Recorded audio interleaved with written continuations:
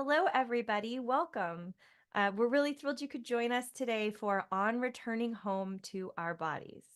My name is Alex Elliott, and I'm the Senior Manager of Events and Engagement for the Public Programs Department of California Institute of Integral Studies, a nonprofit university located in San Francisco.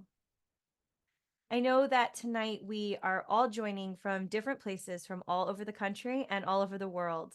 But as a representative of CIIS, I want to acknowledge our debt and gratitude to the Ramaytush Ohlone, who are the original peoples and continual caretakers of what is now known as the San Francisco Peninsula. CIIS's campus is located on the traditional, unceded lands of the Ramaytush Ohlone. This acknowledgement is just one very small step towards being in deeper connection and relationship with Indigenous tribes and communities in our area. And it doesn't begin to acknowledge all of the native lands, languages, and territories where you are right now or where you live and work every day. So, right now, as we get ready for this amazing talk, I invite you to take a moment to acknowledge the land where you reside. And importantly, to commit to learn more about the Native communities near you and to support their work. If it feels right for you to share in the chat where you're coming from or information about Native communities near you, please do. And if you're just getting started, we always recommend native-land.ca as a starting resource. Before we start, I have a couple of quick general tips and troubleshooting items to go over. If you were watching live today, we do have a Q&A after the conversation. Please submit your questions at any time using our web form, which you will find linked in the event description just below this video. Our presenters will pull questions from that form after their talk, and we'll try to get through as many as we have time for. Chat will be enabled for this event, but please note it is not being moderated and our presenters cannot see that chat. If you do choose to participate in the chat, please be respectful and avoid any language that could be offensive or insensitive to others. And you can turn that chat off at any time. So we really encourage you to do so if it's negatively impacting your experience in any way. If you are having any issues with your audio or video, we always suggest that you start by refreshing the page. And then if you're still having issues, it can help to adjust your video settings or lower that video quality right within YouTube. Now let me first introduce our presenters, Abigail and Renee, and then we will get right to their conversation.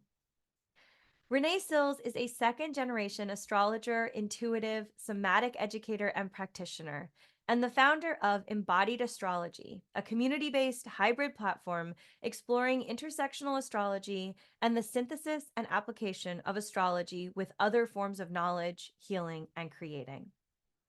The through lines of their work involve ongoing investigations of interrelatedness, spirituality, mindfulness, creative agency, and the adaptive processes and queering of human bodies and consciousness in times of apocalypse. Renee's work weaves together and between the realms of astrology, mysticism, bodywork, healing ritual, and participatory art. She seeks to proliferate through all means possible, accessible, adaptable, embodied practices that reawaken enchantment, empathy, and environmental interrelatedness. Abigail Rose Clarke is an author, somatic educator, writer, and artist. She is the creator of the Somatic Tarot and the Body Oracle decks, and the author of Returning Home to Our Bodies, Reimagining the Relationship Between Our Bodies and the World.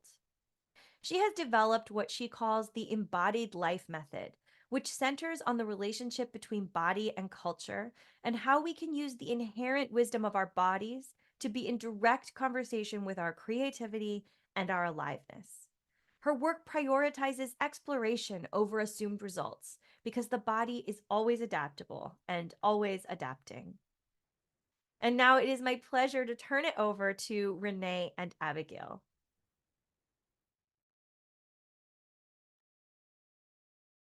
Hello, Abigail. Hi, Renee. So great to be here with you. It's a pleasure. I'm so excited for this conversation. Yeah, me too. When I came across your work, I immediately ordered your deck and your book. And I don't know if you do this. I imagine a lot of witchy folks like to pull cards before public talks and such. So have your deck here, Ooh. and I pulled a card to support this conversation. And I pulled the foot. Ooh, I love it. Nice. Um, it says on this card, trust in what holds you. And I thought this card was so amazing to get today because um, we're in Pisces season and the moon is in Aquarius. And in the body, Aquarius and Pisces rule the feet. Aquarius rules the ankles, Pisces rules the soles of the feet, bottoms of the feet. And so that felt fortuitous. It felt auspicious to get that on this day.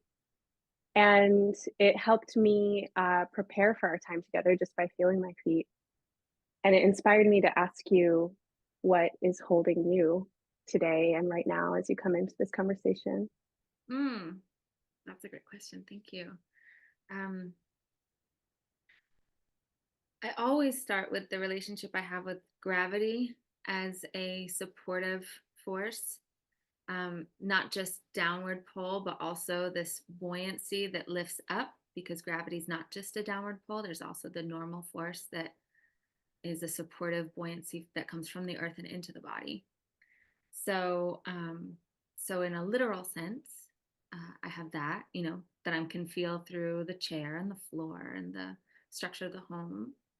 And then right before, it's a little late here, so I was trying to keep myself. I'm on the East Coast, and so I was trying to keep myself engaged, but also, not start anything because I knew that I had to be aware of the time. And so I danced a little bit, and specifically danced cumbia, which is like just enough of like a specific footwork that it felt like I was in something. So it's funny that feet would come up because I was really loving just that feeling of moving my feet in a very specific pattern that I love so much. So, what a great question. Mm. Yeah, that's a good segue to the second part of that question. And I know that as an embodiment guide, the different parts of the body and systems of the body are vast, and all of the wisdom that comes through them would not be able to be contained in the hour that we have, including just the feet. But Mm-hmm. um, feet are really fundamental, I think, locational standpoint for a lot of us who teach embodiment work. And I know a lot of times I begin with the feet. The feet are um, anchors that I return to. What are feet in general, or your feet specifically, teaching you or telling you these days? What Mm. fascinates you about feet? So I have been noticing recently that I've been noticing a kind of collapse in my inner foot, more so than I have often been noticing it. I think I've just like, there's like a certain um, increased depth of awareness there. And also, I think just I'm sitting more than I have in the past. That's kind of the irony of being a body worker, embodiment person who writes and now is having a lot of conversations through Zoom, etc. And so I've been noticing that I do really need to find that sort of lift through the feet, and then that also like that goes all the way up through that inner line of the leg and into the pelvic floor. Because if I don't, there's just this little it's just this little collapse, right? And I think that and I know that we have a similar background in body mind centering, and so I do think that you would probably be able to notice the change in my stance. I think a lot of people who have studied it for thousands of hours would be able to notice it, but it's really, really subtle. But the sensation in my body is very significant when I am alive through my feet versus when I'm just sort of placed there. And so, yeah, I've been really being sure to give my attention to that, both when I'm in my movement practice, but then also just moving around my day to notice if I've just sort of settled into a bit of a collapse, or if I'm alive down all the way through my whole body down to my feet, and then feeling that aliveness go all the way up through to the crown of my head, really. So I Mm. guess I could say that my feet are just, they're serving as just this little reminder to stay here, right? Because what I notice is that if my feet have collapsed, it's often because I'm future tripping more often than not. Or maybe I'm, stuck in some past thing, but I'm not here. And when Mm. I'm here, it's really much more possible to be really here with my feet and the rest of me. I love that. I'm not remembering exactly where it is in your book right now, but on Monday, I shared a passage with a somatics class I teach, and I was reading. Maybe you can tell us what part this is, but I was reading about the cell membranes and how Mm, you were talking about differentiation and individuation as being necessary for relationship, and how through our semi-porous, permeable boundaries, we can also find um, places to come into contact.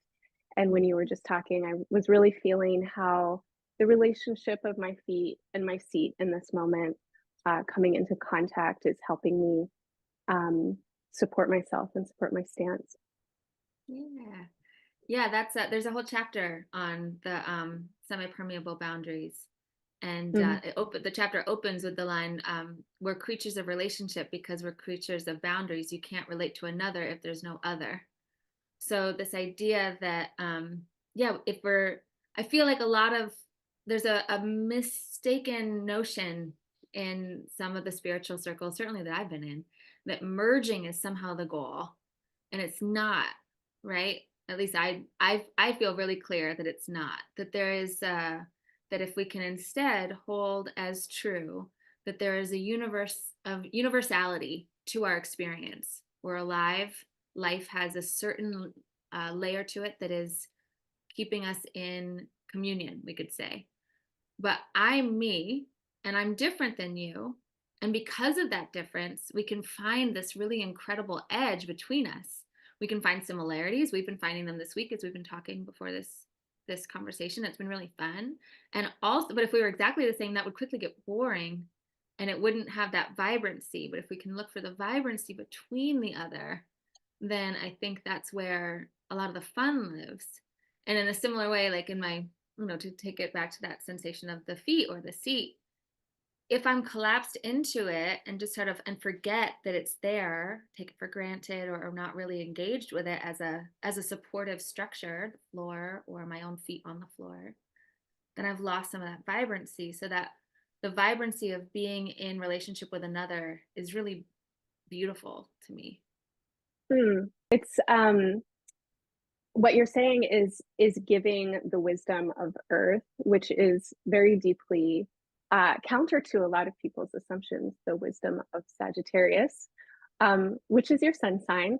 Mm-hmm. And in the realm of esoteric astrology, the ruler of Sagittarius is actually the Earth. In classical astrology, Sagittarius is ruled by Jupiter, but in esoteric astrology, the work of Alan Okun and Alice Bailey, some people call it soul-centered astrology, Sagittarius is ruled by the Earth. And Uh-oh. yeah, and so there's this poetry in that, right? That to understand everything, start right here, and as above, so below. That's Um, cool. yeah, yeah, This something to whole time think I thought it about. was just my Taurus rising that was giving me all this earthy vibes, but no, this is great. Yeah, yeah. The visionary vastness potential of Sagittarius is most deeply realized when it can become manifest. And so Mm, when you were talking about, oh, if I'm not really in my feet, I'm probably future tripping, right? Or mm-hmm. somewhere out there. The feeling of being out there can be wild and amazing and all kinds of things. And so many downloads can happen, da da da. But if we can't bring them here, Mm, then in some ways we get a little bit lost as long as we are contained in these, flesh suits that we're in for this life. yeah, that's Um, really cool. so I was looking at your chart. You gave me the opportunity to work with your chart a little bit in preparation for this. I'm going to use your chart to frame a couple of questions. Mm-hmm. Um, so for folks who can't see Abigail's chart, I will just say that Abigail is a Sagittarius sun. She was born in the season of Sagittarius, and this is November, December season. And she was born when the sun was in alignment from the Earth's point of view with the outer planet Neptune.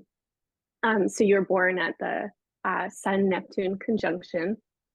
And that happens about once a year that the sun aligns with Neptune. And it happens when Neptune is on the further side of the sun than us. That is when we can have that perspective. And also when Neptune is moving at its fastest in apparent motion. And when there's a solar conjunction, the energy of the planet that the sun is together with becomes fused in the solar consciousness. And the sun is such an important body in our charts and, of course, in our lives. And it represents in many ways kind of like intrinsic energy and basic imprint, energetic imprint of consciousness that's moving through a body. And so just I'll read a couple of keywords out for a Neptune conjunction. They might include a deep, sensitive, soulful kind of energetic. Neptune aspects can bring in interests and resonances with metaphysics and spirituality. Neptune loves artistry and poetry. It is sensory and immersive, likes to have full body experiences. Neptune and Sagittarius are both energies that speak to dreamers and idealists. And then you have this duo in what's called the eighth house. And the eighth house is considered to be the house of the occult. I had an astrology teacher who termed this place the altar, and some will consider it a place of magic and transformation. And so thinking about, also this resonance of Sagittarius with the earth and with the wisdom of the earth, which is, of course, the wisdom of the universe. A question that came up to me is,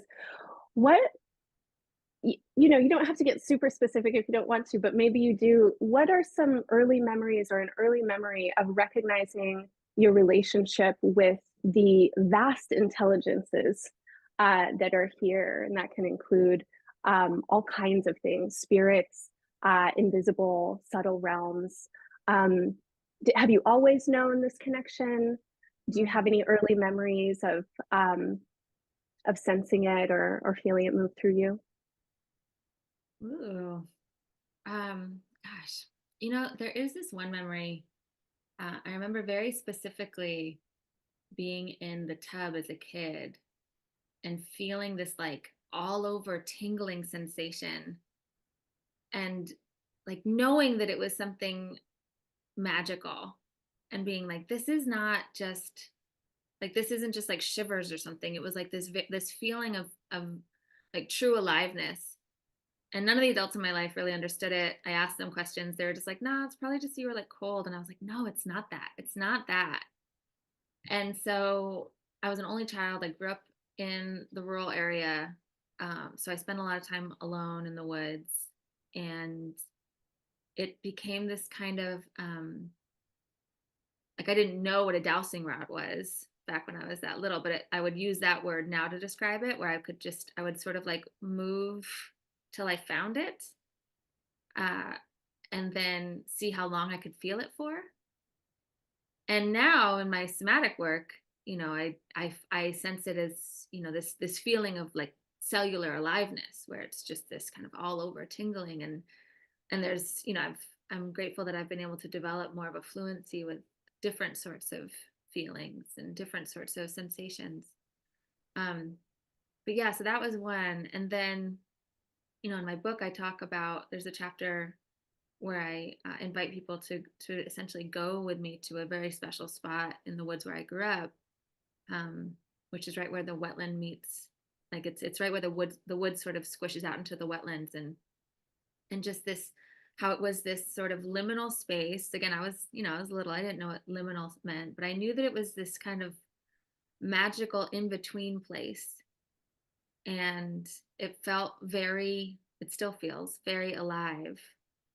And so there is this sort of, I think in some ways, there's parts of me that's just like, oh, wouldn't it have been nice to have one of the adults in my life be like, oh yes, I know what this is. This is magic. And you can, you can feel it in these certain ways. But in another way, it was kind of this special little secret that I had that nobody else really knew.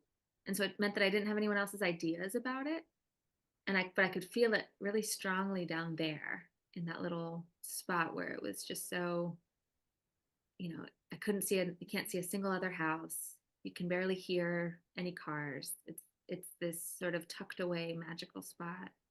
So that's definitely one of the spots. And then another thing, my mom got me a microscope when I was young. I think I was maybe like 7 or 8.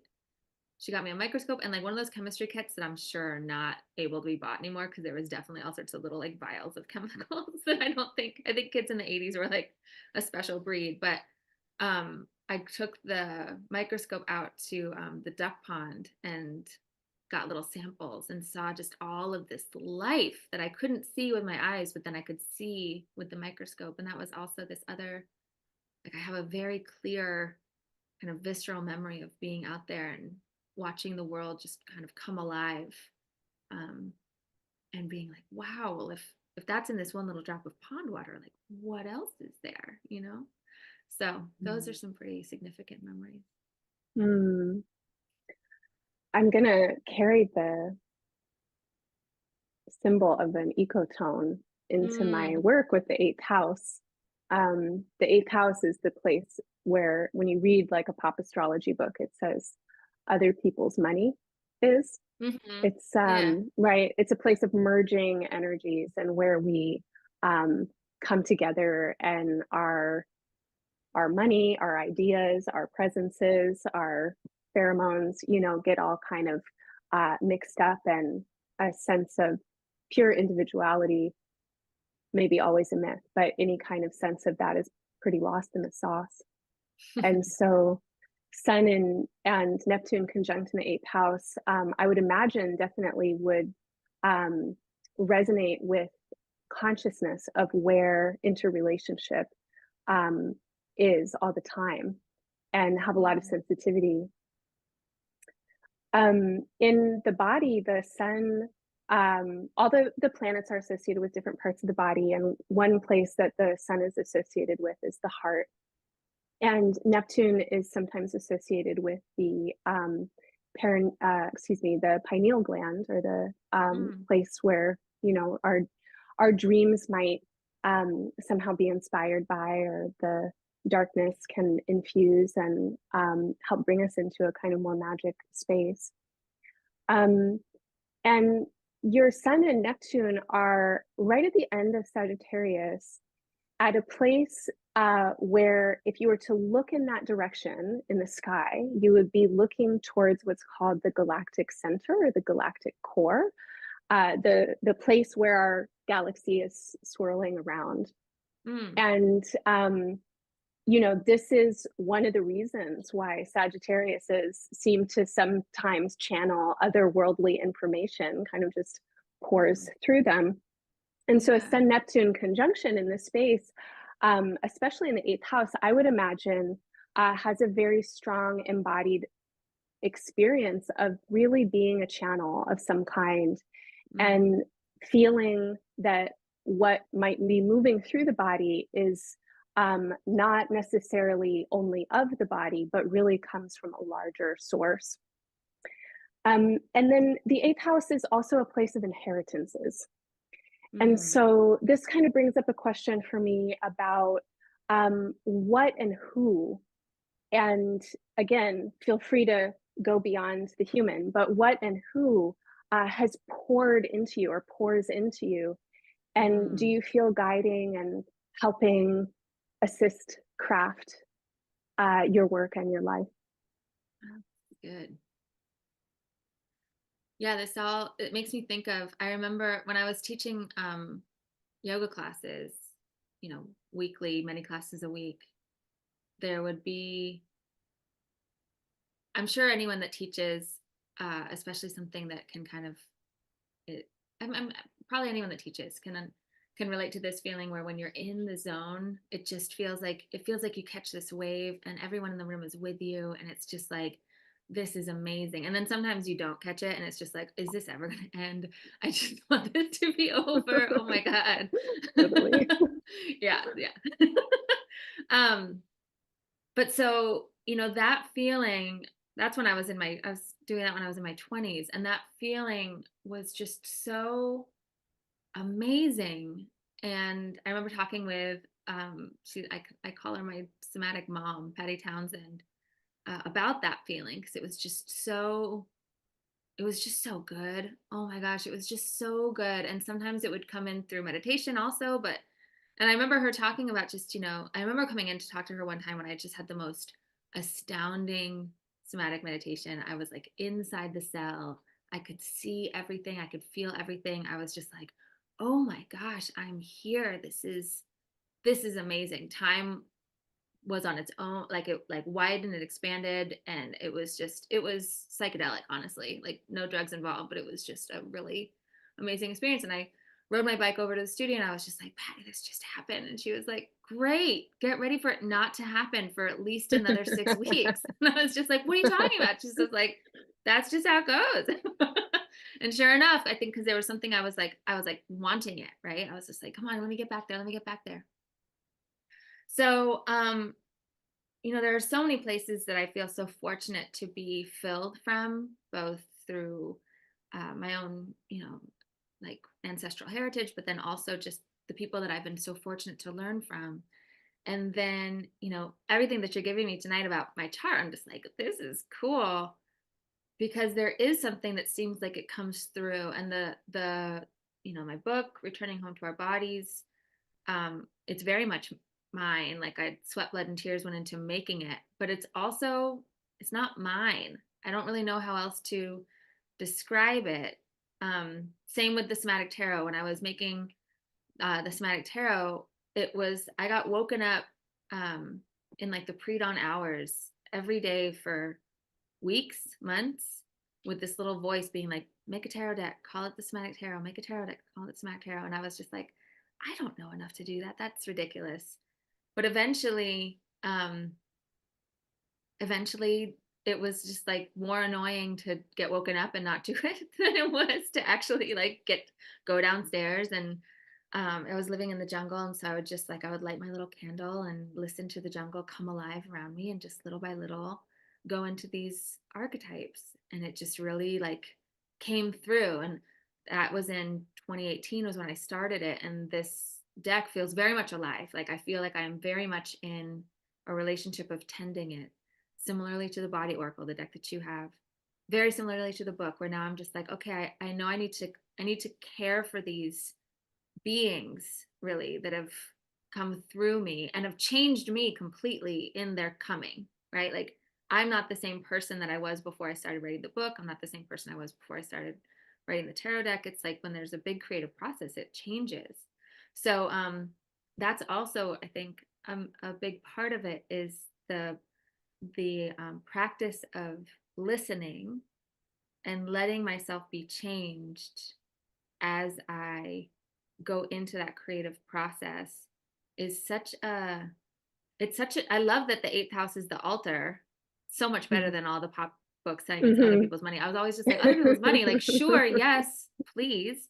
But like, it just always felt like a little Mm. weird. But yeah, the creative practice being a practice of um of being willing to be transformed, and the creative practice being an altar of transformation, knowing that if you're doing something that really really uh goes deep, there's no way that you're going to be the same person when you finish as when you started.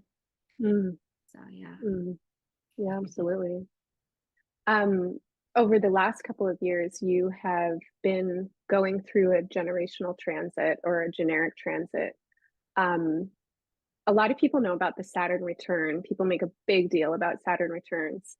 And I always kind of get a chuckle out of it because throughout people's lives, there are all kinds of things like Saturn return, but none of them really get the press Hmm. that the Saturn return does. So, in people's early 40s, which is where you are right now, folks get what's called the first Neptune square or Neptune square Neptune.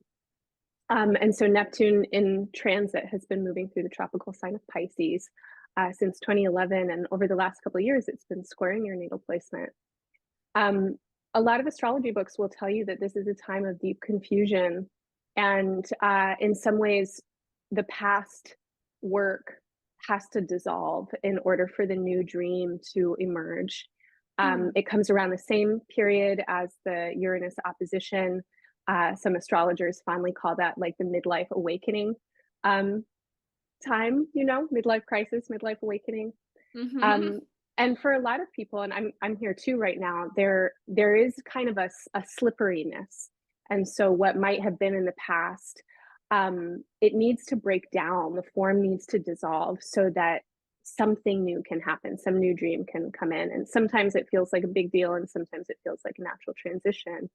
Mm. Um, but I feel absolutely certain looking at your chart that you are in a state of metamorphosis and ready to move on, into some next steps. And so I'm wondering if you have any glimmers of the new dreams and the new longings that are taking shape for you.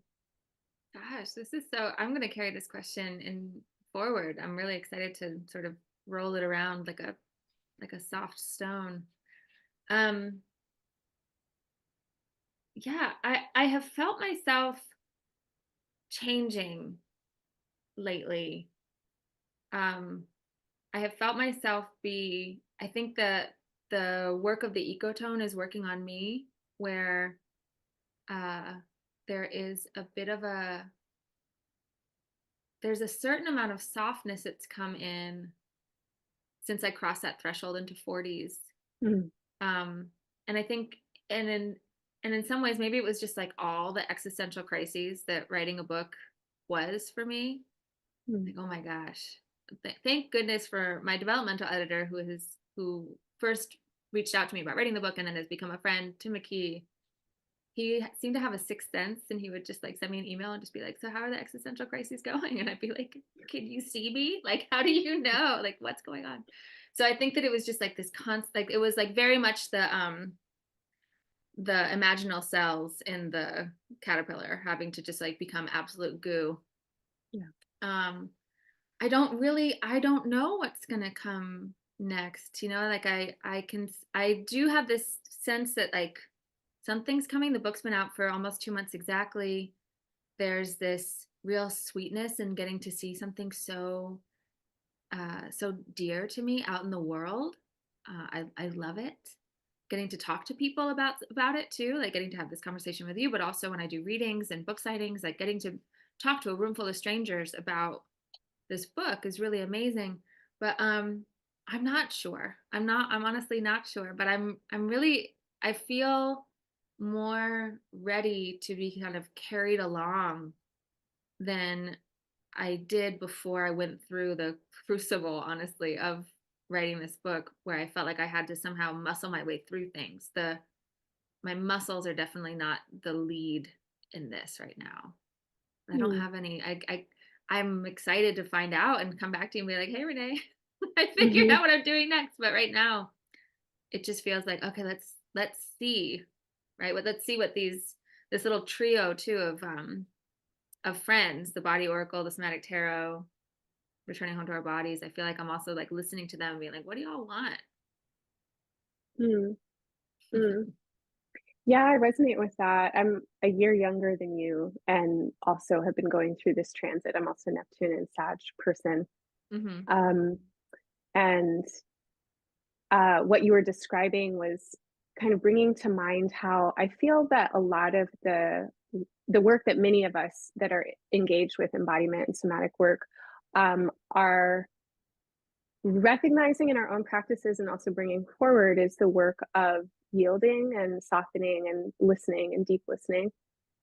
And um, I don't know how it's been for you, but I know that for me, there's this constant moving out and then coming back in Mm, with here's the theory, here's the concept, here's what I know, and then oh, oh there it is. That's the practice. That's the need. hmm. Um and so when I'm listening to you, I'm hearing the wisdom of attunement and intuition and maybe not muscling through it to get to the Mm-hmm. next thing. And I'm wondering if that feels like something that's new or new-ish in your orientation, your practice. Yeah, it definitely feels different. There is definitely, I mean, yeah, this feeling of sort of, I feel a bit more settled in my work and what I have to offer, and who I am. That doesn't at all mean that I'm like, I think you saw my Instagram post from today where I was like, let me just be clear that I am Mhm, sometimes a mess. mhm, Like, just, I don't want to, and this is also a gift from Patty that she would say, like, you have to make yourself the biggest bozo in the room, because if you're coming in to share things like this, it's really easy, pedestals just arise, right? And it's like, it's really easy to want to climb up on one, and it's really easy to just sort of be like, sure, sure, put me up on one. And it's just, that's, you know, I don't want to be in that position. Um, but yeah, there is something, I have these two, you must have, like, you're a BMC person, so you probably have these little guys, right? mhm. If people can't see it, it's just like, I don't even know what they're called. They're Me like little neither. fidget balls. They're They're these like little balls. science toys, yeah. Yeah, and I remember using, like, getting introduced them in BMC classes, where it's this, like, it to show the spaciousness of the expansion, and how it's not just up or down or out, it's like this whole spherical expanding. And then the condensing inward is like this whole kind of coalescing in. And so in some of the somatics classes I've been teaching lately, I've been pulling this out and just letting that, and also my own practice, letting that be this visual guide, that it really is like that. Like, this condensing inward is not a shrinking or a collapsing in. It's this really beautiful kind of folding in and condensing inward, so that the, like, all the good places are kind of like smushed up and get closer against each other, and then this, like, beautiful expansion gets to come in. But you can't have one without the other. Like, this just on its own is not nearly as engaging and mesmerizing as the Mhm. dance, right? So I'm Right. trying to remember that. Yeah, that's bringing me back to where we began with the feet and contact and the cell walls. Yeah. Yeah, that, like, Mm. sponging quality of being alive and being in a fluid dance with the environment around us. Right, and not being able to inhale forever, that there Yeah. is, as long as we're here in bodies, that the need to contract and release and go inwards is always gonna be, at least half the dance. Yeah. Yeah. Which is not what mainstream society like encourage us to do. Expansion, expansion, bigger, bigger, bigger. And this Right, idea that the, condensing inward is like somehow giving up or falling behind, or something's wrong, when really it's right, like everything alive has that expanding, condensing, yielding pattern, right? right, So right. yeah. Um, that brings me really perfectly to another question I had. So you have various signatures in your chart. Sun in the eighth house is one of them. You mentioned being a Taurus rising. You have Chiron conjunct your ascendant. You also have Saturn in the sixth house in Scorpio. And these placements, all in different ways, but all of them pretty profoundly speak to a life journey that really needs to navigate pain and fear Mm-hmm. and loss.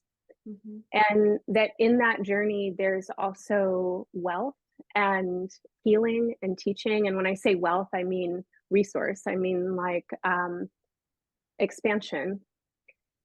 And I'm curious about your relationship with pain and with loss and with death, and how they have been your teachers and how they continue to teach and guide you. Yeah. Um, So one of my first meditation teachers was actually in the Vipassana with Goenkaji, who, people might be familiar with them. It's a series of meditation retreat centers where actually you're using the teachings are coming through videos that Goenkaji has shared. And I remember So in these meditation retreats, they're 10 full days, silence, and a lot of meditation. Like you wake up at 4 and you don't go to bed until like 9 or something, and it's many, many hours. And around day 4, I think it is, they ask you to now have for three of the sits, for 3-hour-long sits. I do think it's been a long time since I've done one, so I might be misremembering, but it's either 3 or 4 hours of the day to do these sits where you make a firm commitment not to move for the full hour. And I remember, oh my gosh, I mean, I was the first one I did, I think I was 18, 19. But my knees were just, oh, it was like so much pain.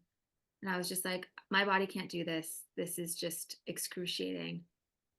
But I remember one of the talks, he was talking about the need to name the sensation by the sensation.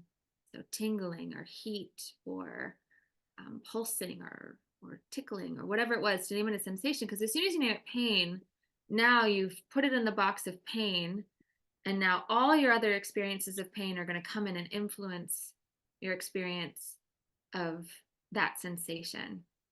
And I remember that night doing that same sit, being very afraid going into it, because I was like, oh God, it's going to hurt. Like, as soon as I started to feel even a little sensation, I was like, it's going to hurt, and it's just going to hurt for so long. But trying that practice of naming the sensation and feeling what I was calling pain, feeling it dissolve, like feeling the space come into it. And suddenly I was experiencing all these different sensations, but none of them were pain. And so that was when I was 19. So it's been, more than half my life that I've been carrying that with me. Again, imperfectly. Like I want to like always, preface things with that, but experiencing trying to experience pain in that way rather than like this impenetrable wall. And I have been, I've experienced loss, both in family and friends, um, you know, some significant pain in my body, lots of injuries, loss of mobility, which thankfully I've then regained, but, spent months lying on the floor wondering if I ever would be able to walk again. And it has been a through line to consider whenever I can, right? Imperfectly, as I said, but to consider that if I were to allow the sensation to sort of separate into its parts, then at, then at least it won't feel like a wall that I can't break through. And also there gives me something that's more interesting, something of more sort of curiosity than this wall of pain. I find it easier to do that with physical sensations than with like, the pain of grief, for example. But I have been exploring that with grief about, I think it was like 6 months or more. It was in September. My dog of 18 years died, and I was ready for it. She gave me like lots of warnings, and I wasn't ready for it at all. Right. Like just, and it was like this really weird mixture, because it was like, okay, well, she lived 18 years. She died peacefully in my arms. There is nothing tragic about this. Like she had an amazing life. We had an amazing life together. I joked that the only mode of transportation she was never on was a helicopter and a submarine, because we went everywhere together, and we went everywhere. And I just missed her I still miss her so much, but especially those first few weeks, it was just this grief that I couldn't find my way out of. It was just so extreme. And that was where it was such a clear reminder to me that going back to the earth was just essential, because I would be in such an extreme amount of grief around not having her. And she was like my shortcut. I started learning somatics when we were together, because we started life together when I was 24. I'm in my 40s now. So there was a part of me that was just like, can I even teach this stuff? I've always just been able to go to her and like put my head against her head, and like she brings me where I need to be, right? And all of a sudden I didn't have that anymore. And I was like, I don't even know if I can do this. Like, how am I supposed to do this? But I could feel, even when I could just like, I was barely, like my breath would hardly even go in and out because I was just in so much pain at just like not having her. But I could feel the ground underneath me and let myself drop into it and start to just feel some of the qualities of the grief. Of course, also she passed in September, and then October came, and it was just like October 7th happened. And it was just like, okay, now it's not even just that my dog has passed. It's just that like I am just in a wave of deep grief all the time, right? But finding the ground and being able to find those kind of sensations and to peel apart the sensation so it wasn't just labeled as pain or even just sadness or grief, and just be like, okay, let me be curious here. What kinds of sensations can I peel apart here, and what can I find, has been essential. So yeah, that's where I can find, like, that's where it's breaking open instead of breaking apart, right? Like, or breaking down, like breaking open so that the pieces can have more light to them rather than feeling like I'm just broken and now just shattered. That makes sense. Mm-hmm. Yeah. Yeah. Thank you for all that. I feel in my own practice with astrology for sure, but definitely with somatic work and body work, um, there are just constant correlations that emerge between the body and somatic intelligence and awareness and the collective and what's happening in the world. And you just spoke to a little bit of your process in terms of processing. And let's see, how do I want to ask this? I feel like those of us that are invested in this work, and I'm sure there's a lot of folks in the audience that feel this way as well, have a sense that so many of the problems in the world when it comes to leadership and kind of how systems are working or not working could be helped so deeply by somatic intelligence. Not that it would fix absolutely everything, right? But that if, oh my gosh, if world leaders, did a body warm up and some breathing or something before they sat down to hash it out, we would probably have a really different circumstances. Yeah. And yet we live in a world where there's constant compounding trauma. And as we're seeing currently, generational and intergenerational trauma that continues to snowball. And when there's that level of trauma, how can we be embodied? Yeah. And so when I was listening to you, I was wondering if you have anything that you could offer for me, for the audience, for this time, when things feel really big and really bad, and when it's hard to be in your body, how do you come back? How do you find that opening? How do you tune in with these small pieces of awareness? Yeah, it's such a good question, right? Because it's like it's all good to theorize around this. I was just having a conversation with a friend because I was dealing with like a personal thing where, gosh, my ego just wanted to cancel this person so hard and just be like, no, that's not, like, you're out of my life for forever, and like you're not even allowed, like, tangentially. And my friend was just, he was like, well, as the author of Returning Home to Our Bodies, is that sure that's what you want to say?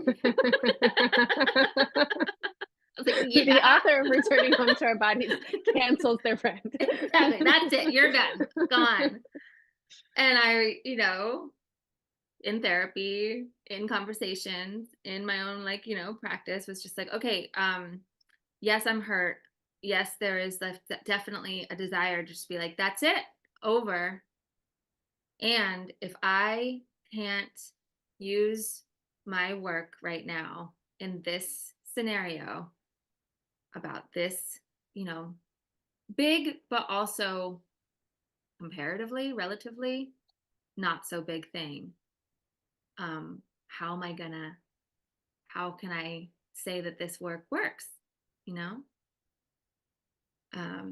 So, and that doesn't mean, like Semi-permeable boundaries means that sometimes that there's like, okay, but that's it. We're not going to engage anymore. But I can do it from a place of love. I don't have to do it because I hate you. I can do it because I'm just like, it's Prentice Hemphill that says that boundaries are the distance at which I can love you and myself simultaneously, right? And sometimes that distance needs to be really big. But what does it mean to do it from a place of love rather than from a place of hate and control and a need to dominate the other, right? So one of the places that I go to when things feel too much, and I find myself really wanting to like stick it to them, or like, or cancel, or just like run away. My friend calls it bail bait, like just, like when I just want to like run and hide and never talk about it again. I go to the relationship that the heart has specifically with the breathing diaphragm. So, and I go into it in some detail in my book, but I'll just go into a little bit here. So the heart it's wrapped in the pericardium, which is it's one of the serous membranes of the body, meaning that it makes what's called a serous fluid. If you think of like skincare, a serum and serous have a similar root, so it has that kind of viscous quality. It's made out of mostly white blood cells, so it's translucent. I like to think of it like it's the color of starlight or moonlight, because I'm more poet than scientist, so I get to do that. I get to do that sort of thing. And it lubricates, and it also protects because it's white blood cells, so it's guarding against infection. But the pericardium is like this silvery sheath that wraps the heart, and it's contiguous with the central tendon of the breathing diaphragm. And that means that it's like a river is contiguous with the ocean, we could say. So it's not the same, but it has a similar origin and a similar structure. So the pericardium, it goes into the central tendon of the breathing diaphragm, and the breathing diaphragm is this huge dome of muscle that moves with the breath. And on the exhale, it goes up, it domes upward, and on the inhale, it folds down and widens out. And that can feel a little counterintuitive, but it's because on the inhale, the lungs have to get bigger, and so the breathing diaphragm is pulling down to like help pull the air in, and it's also making more space for your lungs to fill. And then on the exhale, it domes upward. So on the exhale of the breath, especially when you let the breath really all the way out, which can take some practice, and I find that it's hard to do when I'm angry or incredibly grief-stricken. There's like I'm like gripping against that emptiness at the bottom of the breath. But if I let the breath all the way out, the breathing diaphragm rises up to meet the heart. And because the pericardium is contiguous with that central tendon, that silvery protective sheath gets to just release just a little bit, like just a little bit.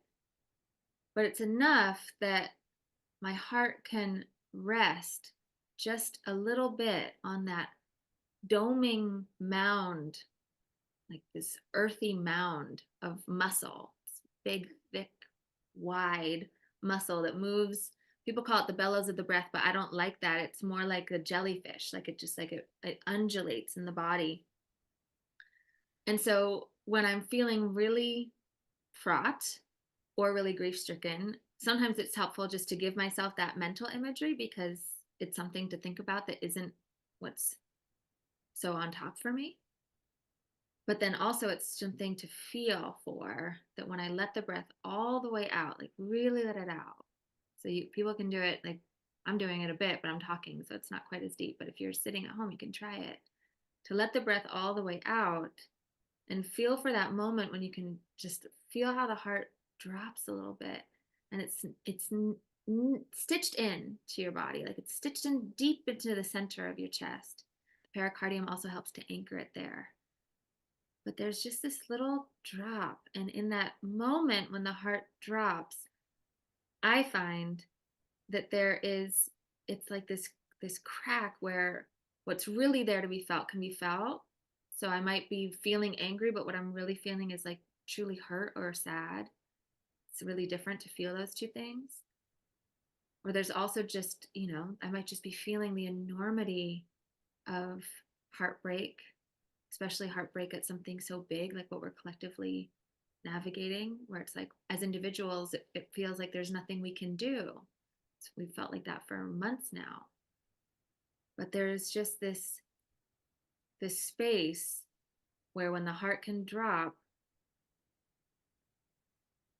I don't have to harden against what I'm feeling so much anymore, because there's something to hold me as I feel it, if that makes sense. So that's a Mm. primary practice. That's a Mhm. primary practice. Thank you for that. I was doing that while you were saying it. Hmm. Mm. I mean, I almost feel like my next question, like you already answered it, but I'll ask it anyway because I'm sure you'll say something else and it'll be great. Um, I think on the other side of the question I just asked, which is a question around coming back, as you titled your book, coming home to the body, coming back into the uh, bodily intelligence in times of trauma or heightened activation. I feel like the other side of that question, or another side of that question for me, has to do with being in the world and living in the world um, in ways that are going to be as good as we can get them, given the context, given the conditions of how we each find ourselves in our lives. Um, I feel very strongly that embodiment is a political choice Mm-hmm. and that it is very political to engage with practices that bring us into healing tone. Um, you have some big transits coming up in your chart. I don't know if you know, but your I mean, life is tell me. popping off. Oh, yeah, Yeah, that's true. I'm sure you know that. Yeah. So you have the outer planet Pluto coming onto your midheaven. Right now, it's the most visible place in the chart. Really, the top of the sky in the chart wheel, and you have natal Mars there. Mars is a planet of action. Mars is in Aquarius in Abigail's chart. So is the midheaven, and Pluto is a transformational agent. And so to have this transit coming up in a lot of ways, it could speak to this is the time that you and your career and your public image are really coming into power. And it can also speak to you are bringing transforming medicine into the world and transforming components into the alchemy of the environmental and relational space. Mm. Um, and you also have Uranus and Jupiter coming onto your ascendant, the rising sign degree. They're going to make a conjunction actually on April 20th. That's kind of a big deal. Those conjunctions don't happen all the time. They happen only once every decade and a half or so. And it's going to be right on your ascendant degree where you have natal chirons. So I would certainly read both of those aspects as hold on to your hats, buckle your seatbelt, like your life is about to really speed up and go into some places that I'm sure you've been preparing for. I'm sure you feel it coming. And I am also sure you'll probably be taken by surprise a little bit, hopefully Okay. in really good ways. Yeah. Yeah, hopefully. Um, but then I would also, I mean, kind of knowing a little bit about your practice now and reading your book, and it's very clear that we share this sentiment that embodiment is political work, and that to Hmm. really do the work of embodiment we need to politicize our practices. um, what's something that you might suggest to us, just as a closing question, that we can bring out and into the world as seeds of transformation, rebellion, revolution, that are embodiments, embodied practices? um, and again, it's just a seed, just one Yeah. little touch of awakening. What do you find in your practice can help kind of spark a little bit of change, a little bit of awakening, make a little bit of an invitation um, that, yeah, might shift the culture of even the room that you're in? Yeah, thank you. So I'll bring it back to the ecotone that we talked about at the beginning, which it's this place where two biomes meet. So wetlands and the woods, or the mountains and a bay. It's a place that is neither one or the other. It's something different. It's something different because it's where two differences are touching. And I have been bringing that I have been having access to rooms with people that think differently than me as a result of this book coming out. I'm having more conversations in wider circles, and the political landscape of this country is fraught. So those conversations can quickly become fraught. And what I've been noticing is that it is really powerful to stay in that space of exploring the ecotone, both in leftist places where you would think that we would all agree, but we don't, and that is to the detriment of leftist organizing, honestly. Um, but also when I'm speaking with people who we have a lot more not in common, we have a lot less in common than we do have in common, right? But finding a way to explore the ecotone and find what can exist between us that could not exist anywhere else, right? Because we're different, there's something that can exist between us and some sort of understanding that might be able to be brought along. It's when I talk about how I'm finding myself feeling softer, that's the softness. It's not that I'm willing to just go Mm. along and be like, oh yeah, sure, what's that James Baldwin quote that sure we can agree to disagree, but Mhm. if your disagreement limits my ability to exist, then Mhm. we can't disagree about that. So it's not that, but it's in looking to find where we might have an inroad into each other's humanity, to use the word, um, and making sure that I'm stalking in myself the places where I feel a need to dominate or control another's perspective. Mm. So I've been trying to find that. It's easier in some scenarios than in others, but I have been finding it really helpful in both personal and professional relationships.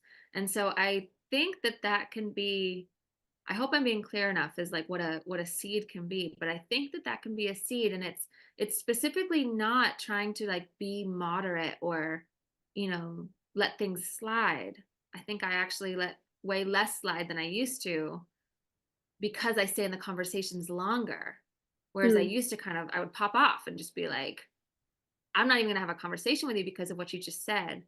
And now I'm willing and actually curious. I want to stay in the conversation longer and be like, let's let's figure this out. Like let's get into this. Um and I'm not sure what kind of result it might have, but I know that it's feeling like it has more potential than these kind of hard and impermeable boundaries saying, no, I don't want to talk to you about this anymore. But it, it's an imperfect science, but I'm hoping that is a helpful seed to offer. Mm. Yeah, thank you. Hmm.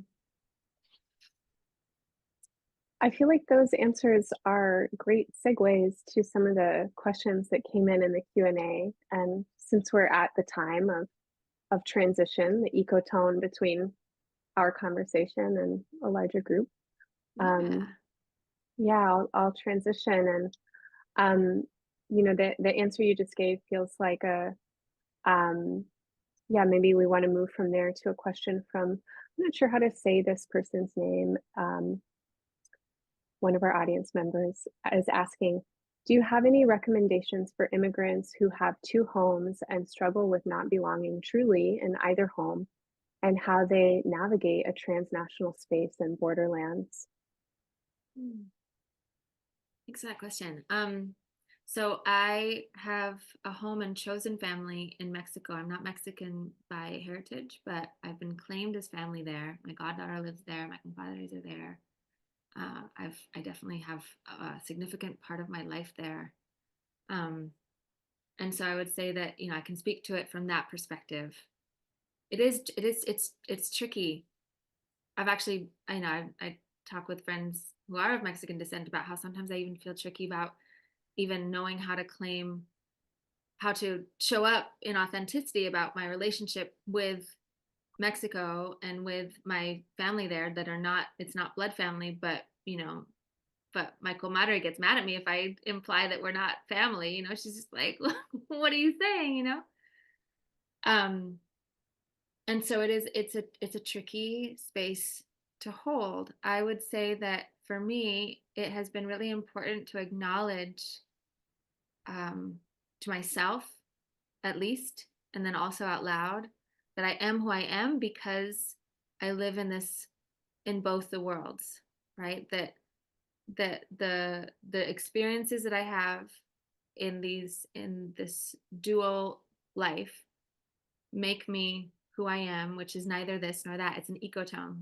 Like I am an ecotone just by the nature of who I love and who loves me, and the languages I speak, and the cultures that I navigate, and all of it.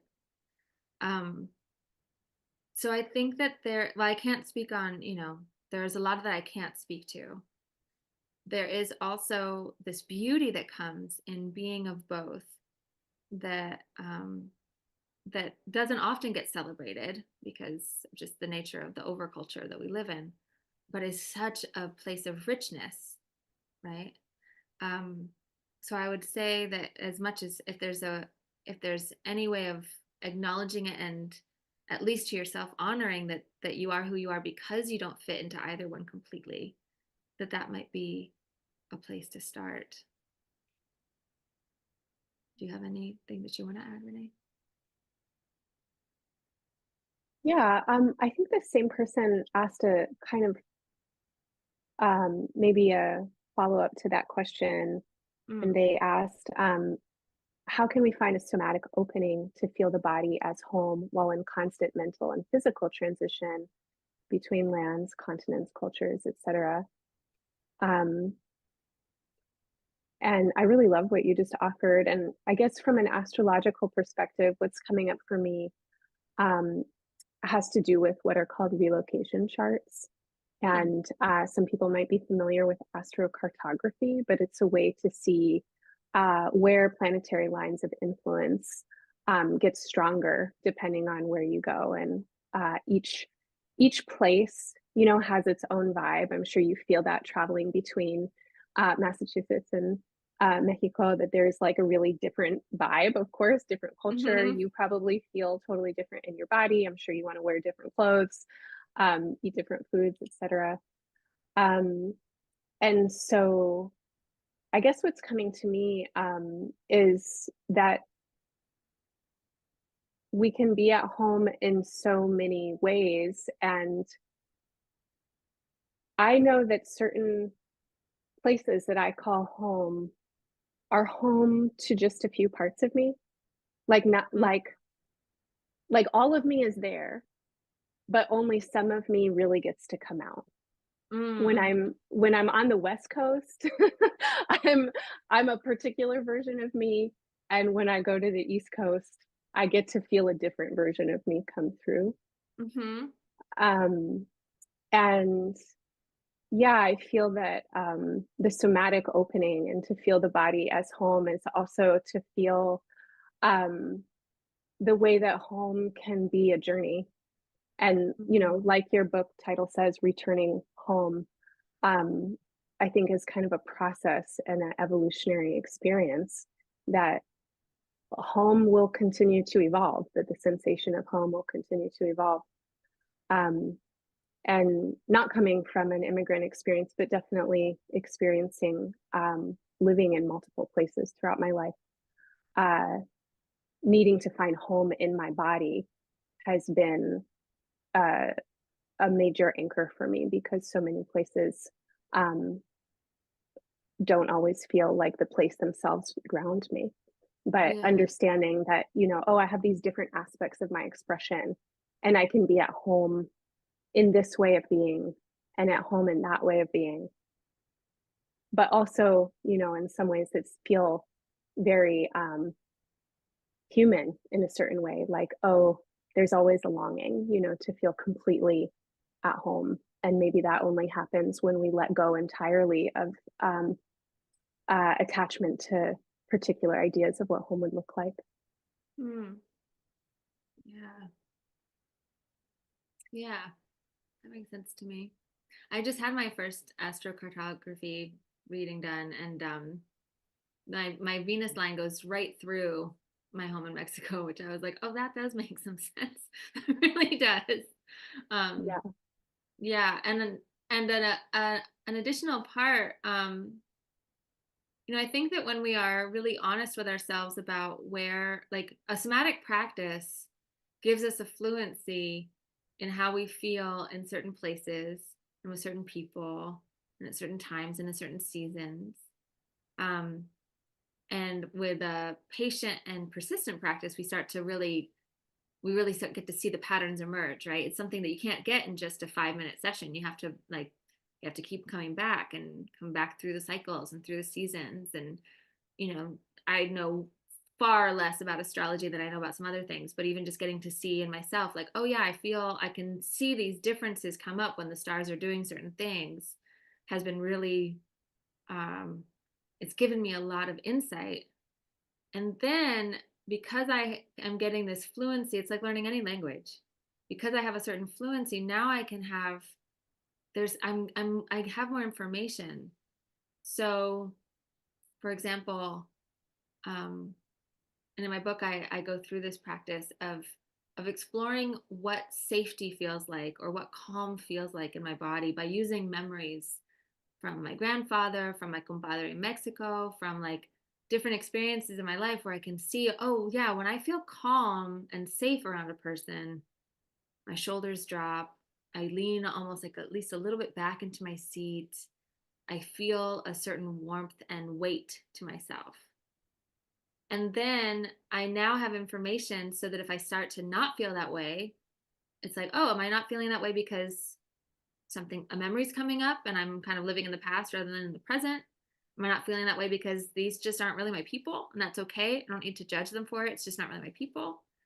I'm feeling that way because what could be the reason? But rather than just kind of going in and being like, oh, I don't really know what's going on. It's like, or am I feeling this way because there's an eclipse happening and like that might be making me feel this way? Whatever it is, I have more information because I have more fluency. And so a somatic practice done with patient observation over time, I think can give us more fluency in how we're feeling and why we might be feeling it, which gives us then more ability to respond rather than just react. Mm, Mm-hmm. mm. Yeah. Yeah, I love that, anchoring of wellness, safety, empowerment, wholeness, in relationship to people and to places. Yeah. Here's a kind of adjacent question from the audience. Could you talk about how to build trust and return to and reclaim a body that has experienced violence? Mm, mm. So this is why I like to start with the ground and with that relationship of gravity, because it's a safe one, because the ground isn't going to change its rules or change its behavior towards you. And it's, people are fickle, um, and, for any number of reasons can change. But the ground, and that can be like your own bed. The ground can be gravity's not going to change the rules on itself suddenly. Like the earth is so big that you can let yourself release into that pull of the earth's body on your body and trust that the earth will be able to hold you, right? That you're not going to be too much. And that has been essential for me in finding my way back after violence or loss, because it's a way where I can let myself be held and let some of that tightening and bracing start to release, and then I can trust it. It's an unconditional support, and it's, like I said, it's not going to be changing. It's not going to change its mind. It's not going to decide that today it's angry at me or whatever it is. I don't have to deserve it. So that's how I would start that process, and also with as much support and trained support as one can access, right? Unfortunately, it is an access issue, but we're not meant to do this alone. We're not meant, like, healing is a collaborative act. So as much support as can be accessed is important. Mm, mhm.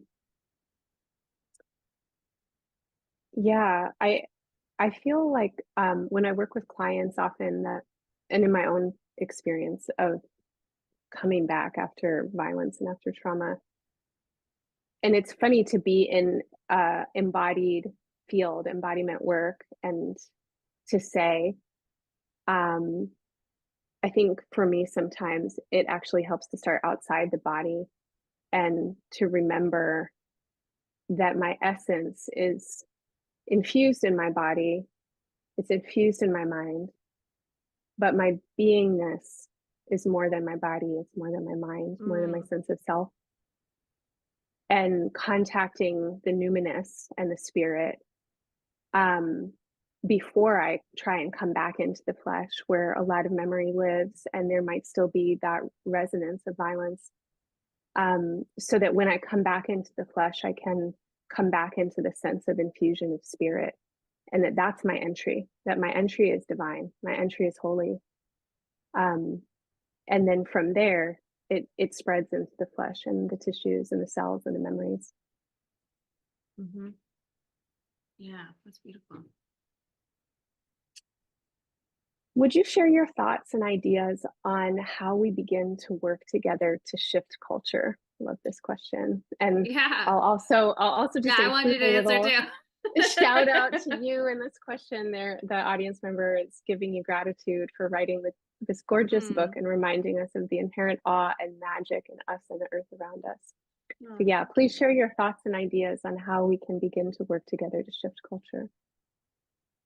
And I think I'll reiterate what I said before about finding that ecotone that exists between two different people, finding some sort of like it has been so essential to me too to have this practice of yielding my body to the earth so that when I am struggling with finding the softness for forgiveness or figuring out how close is close enough, you know, if we're using that language that Prentice Hemphill gave us of boundaries being the distance that we can love each other at simultaneously, it is so helpful for me to feel the ground underneath me so that I can get a clearer gauge on what that distance really is. Especially, you know, being cultured as a femme in this world where it's just kind of assumed that if I'm not being accommodating, I'm being hysterical. Um, and learning to, you know, sort of reevaluate that. Like, what does it mean to be perceived as an angry woman, even if that's not how I actually am experiencing myself, and how to be okay with being perceived as differently than I actually am. Um, but being able to find that the ground underneath me lets me stay in the difficult conversations longer and lets me come back to myself much more easily if I lose myself in the difficulty of it. And I think that that's how, you know, little by little, that's how we end up shifting culture. Culture is the combined, it's just the combination of rituals and interactions of a people and place, right? Like at its core, that's what culture is. And if we have a culture of domination and control and isolation, then the way to counteract that is to consider how we might have a culture of relationship and connection and space and a release of urgency, right? A return to responsiveness rather than reactivity. So little by little, we can do that. I've seen it change. I don't know how much of a rippling change it can have. I have left those idealized days in my 20s of thinking that I can change the world, but I have seen it change my most personal relationships and some of my most difficult personal relationships. And I've seen them change those relationships really significantly, and then in ways that ripple out. So I do have some grounded belief in that being possible. Now I want to hear what you have to say about that. Well, I appreciate what you said about kind of letting go of the idea that you're going to change the world. Um, and I think we're always changing culture. Mm-hmm. And that one thing that studying astrology really does, I think, quite well is bring us into perspective of scales of time that are far beyond any individual life. Mm. And I think anytime we engage also with practices like somatics practice or Buddhist practice, spiritual practice, astrology practice, anatomy practice, we're always drawing on the work of so many ancestors and so many community and uh, colleagues and beyond. Um, and so I think the work of changing culture is happening all the time. Culture is always changing. And to be intentional around how we want to live our own lives and engage in our own relationships and interact in the world will have a ripple out. Mm. And um, working with astro and working with bodies, and I imagine you've experienced this with bodies as well. Um, and astrology shows this in a really acute way. When you try and enforce change on a pattern that's set, that pattern usually will resist what's trying Mhm. to be enforced, right? Mhm. Like if a body wants to do a thing and then you're like, don't do that thing, the body's like, I'm sorry, what? This is the Exactly. thing that I do, right? And it doubles down on its pattern. And I feel like culture is like that, relationships are like that, families are like that, politics are like that. Like you try and take something away or change something um, before there's readiness or knowing or full on agreement and a willingness to change. And oftentimes you're going to get even more of a contraction. Yeah. Um, and so, yeah, I guess I feel in my own self, um, when I'm engaging like around culture or community, I can get so angry and so frustrated with how things are. And certainly all the time now and forever have constantly been kind of like pushing at things, trying to get them to change. Um, and really noticing that a lot of times how I am in my body and in my energy um, won't really allow the kind of change to happen that I want. And I think that our, movement and organizing spaces, activist spaces, progressive spaces, right? A lot of conversations are happening right now around how do we do the work of change internally that we're trying to realize out in the world. If Mm. if we have a value of like slowing down and attuning and being in our bodies, and we want to see that out in the world there's more sensitivity and awareness and curiosity.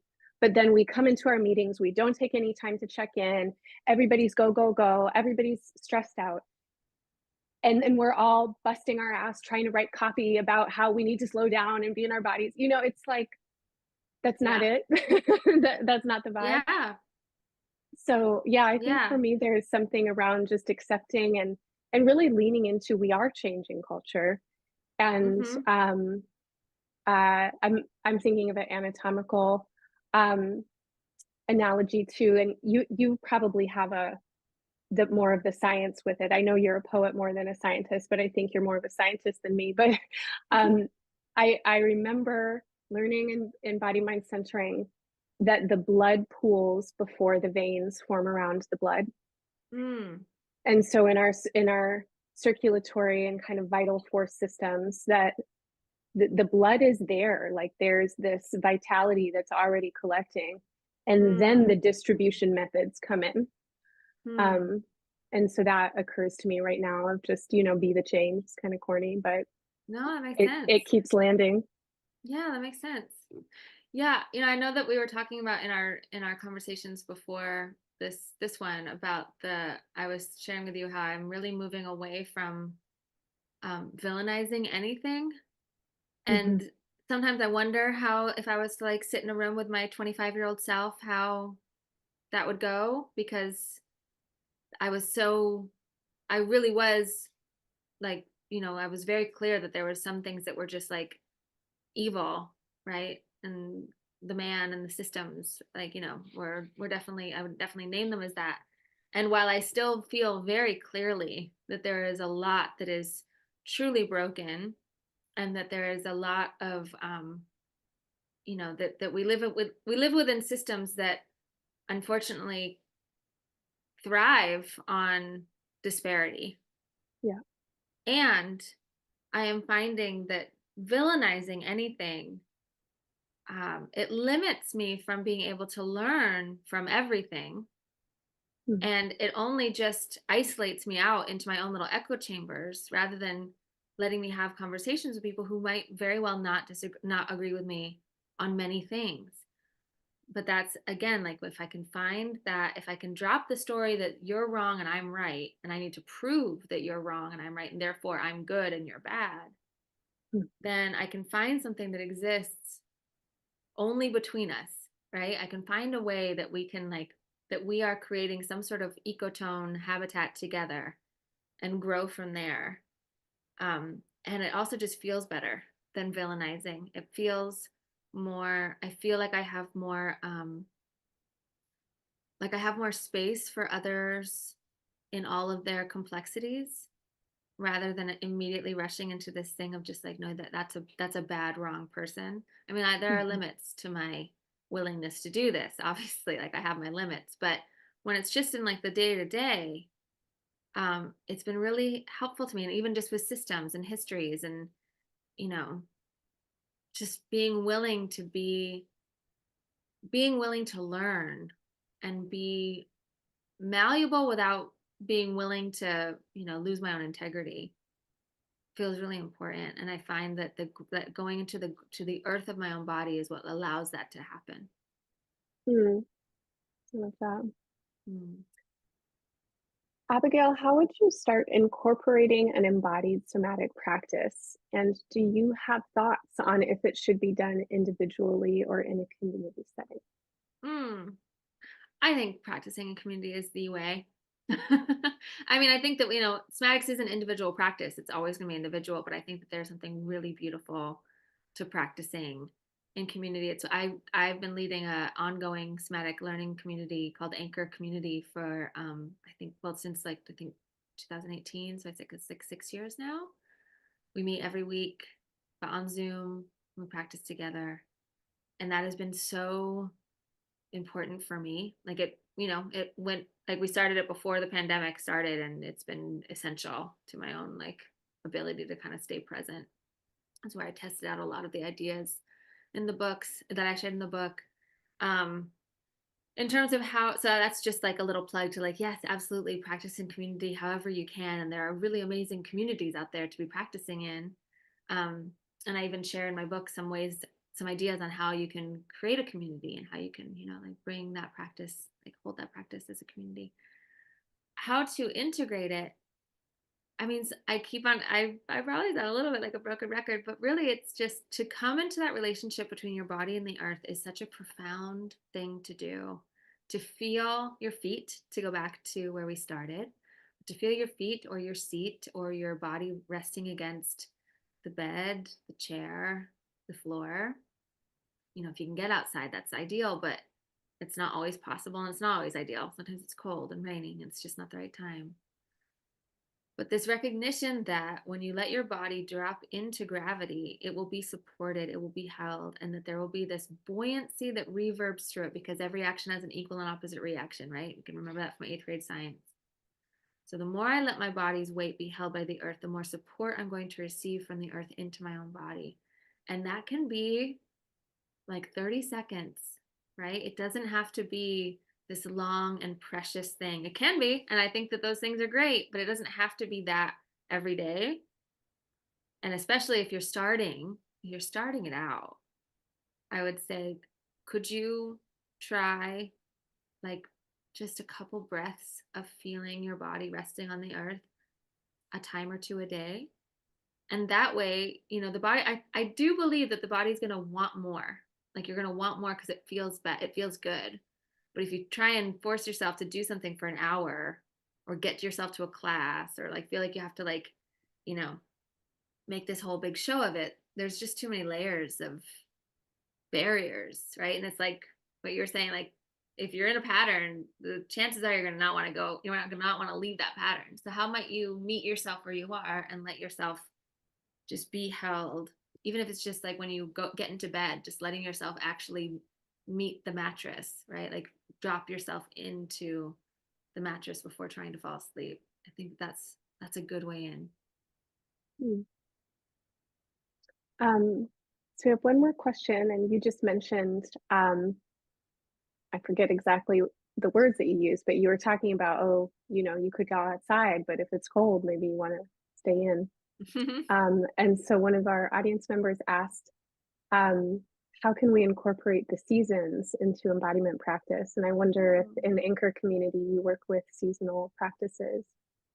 Yeah. I mean, this is where my knowledge of astrology does guide me, because it's just, like in the turning of the seasons, thinking about, which part of the body is it, is resonating with the, like, which part of the body is ruled by this, by where this major transits are happening, etc. Sun, but also other ones. And that's mostly just for my own curiosity, because I'm not an astrologer. But I would say, because Anchor community is a global community. It's not even really, sometimes it doesn't really go so well with like winter or summer, because sometimes I have people in Australia, and that's obviously really completely different. So, but what I do find is that it's really helpful for me to incorporate where the moon is at, just in the cycle of it, full moon versus new moon, especially. The new moon being this time of dark and quiet, and the sap drops into the earth and the trees. And the full moon being this time of like bright aliveness, the sap goes higher into the branches. Um, and so exploring that pulsation that we were talking about before, of letting a practice, have its quiet times and then have its more expansive times, can be really good. In my own practice, I don't expect myself to have the same kind of somatics practice in the depths of winter as I do at peak summer. I'm more active. I'm more like, out in the natural world. My body just feels more, like out there and full of life in the summertime, and in the wintertime it's more quiet and introspective and um, you know contemplative. And so I let the natural cycles inform how I meet myself in my practice. How about you? How do you do Similar. it? I also have a virtual community. We meet on Mondays and do a moon day practice, a somatic practice for the week. That's very much informed by current astrology. Um, I feel like if folks are interested in astrology and they know their own charts, I always encourage people to know when the zodiacal seasons, or where the zodiacal seasons activate their personal charts. Mm. Um, so, for example, you're a Taurus rising person, and Leo season in the Northern Hemisphere is the middle of summer. And it's a period of time when we might think of like everybody's out partying, wants to be at the beach. It's like vacation. Um, and you might feel that way as well. But Leo holds the root of your chart and the base of your chart. And so during Leo season, that might be a time when really coming into the earth and your relationship with the earth, or doing yielding practices with the ground, or doing home practices might be particularly nourishing, as opposed to Aquarius season that we're just leaving in the Northern Hemisphere, and up in the Northeast is very dark in that time of Mm-hmm. year. And certainly if we're just thinking about season, that might be a season in which we're doing more yin type practices and really allowing that kind of hibernation of winter. But for a Taurus rising person whose body, Taurus as an energy is very earth oriented, and sometimes can be more slow in some ways. And so at that time of year, it might be particularly helpful to go out and to have community in order to invigorate and bring heat and warmth and movement into the body, even though it might be a little counterintuitive sometimes, like, oh, that's when we really want to stay home and be cozy. So either one could be good, but working with your own chart is one way to incorporate the seasons for sure. Oh, that's so fascinating. Thank you. Abigail, it's been such a pleasure to meet you and talk to you. I'm so grateful to have encountered your work, and really excited to keep reading your book, and to stay tuned with where you go with your projects. And Yeah. thanks to CIIS for hosting this conversation and making this happen. Yeah, thank you. Yeah, it's been such a pleasure to get to know you, Renee. And yeah, thank you, CIIS, for the invitation, and also for putting the two of us together. And thank you to everyone for joining in. This has been such a great conversation. Yes. Thank you all. Wishing everybody a good night and good season.